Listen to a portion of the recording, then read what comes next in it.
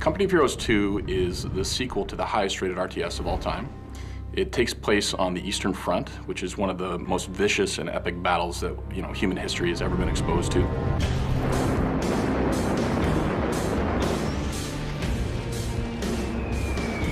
Nobody really knows about it. 13 of the 15 bloodiest battles of World War II were fought on the Eastern Front. The losses are in the millions. The scale of it is something that you haven't seen before. The story is something you haven't seen before. In Company Heroes 2, gamers can expect a lot of different things than they would have seen in the first version. The Essence Engine 3.0 is a great engine. One of the things that we wanted to up was the feeling of connecting you to the world. The new line of sight system we're calling TrueSight in Company of Heroes 2 introduces something that we don't think has ever been done quite this way before for RTS. TrueSight basically takes into account things that would block your line of sight and represents that in a dynamic fog of war system. So as you come around a corner, if there's a wall that you wouldn't be able to see over, you don't get to see what's behind that. And that opens up a ton of tactical and strategic options for flanking, for sneak attacks, for ambushes. So it really makes you think a whole lot differently about how you move about the world. You talk about little things that make a big difference, and vaulting is one of those little things that makes a huge difference. In Company of Heroes 1, you had no opportunity to go around small obstacles, and this is something that I think that everyone would expect that an infantry soldier would be able to do, is jump over something as high as their waist. And it really prevented players from executing strategies that they wanted to. A great example of how we use vaulting in Company Heroes 2 is that we wanted to get a visual language of any passable wall being something that you could climb over.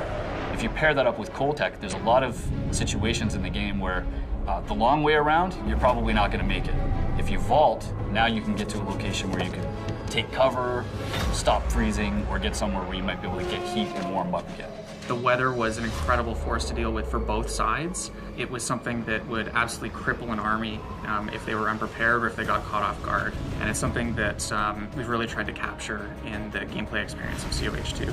So Coldtech really delivers to players the choices that come about as a result of harsh winters. You've got ice, you've got deep snow, and you've got vicious cold. And each of those bring a new tactical element for players. If you bring your vehicles onto the ice, if somebody bombs the ice around your tank's gonna sink. And it looks great. Like the ice cracks around it, you hear it crumble, the tank falls in. If there's any units that are standing nearby, they fall in the water and they try to swim for their lives, but they're doomed, it's too cold.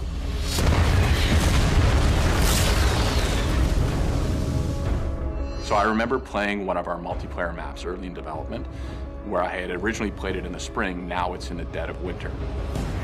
The rivers are now frozen over. My tanks and my troops can travel over them. The cover is all changed. It's a completely different experience. And that's what makes Company of Heroes so amazing.